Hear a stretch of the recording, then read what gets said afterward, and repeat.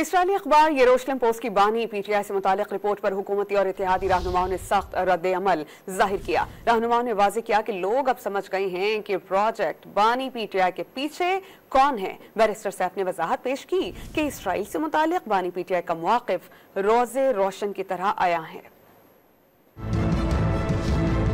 اخبار یروشلم پوسٹ کی رپورٹ پر وفاقی وزیر احسن اقبال نے کہا کہ اسرائیلی اخبار کے مطابق بانی پی ٹی آئی پاکستان میں واحد قابل قبول شخص ہیں۔ لوگ اب سمجھ گئے ہیں کہ پروجیکٹ بانی پی ٹی آئی کے پیچھے کون ہے۔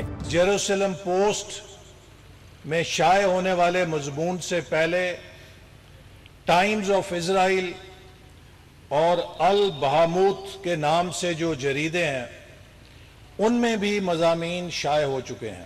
اس کے بعد اب کسی پاکستانی کو یہ بھول نہیں ہو سکتی کہ عمران خان کے پروجیکٹ کا ماسٹر مائنڈ کون ہے۔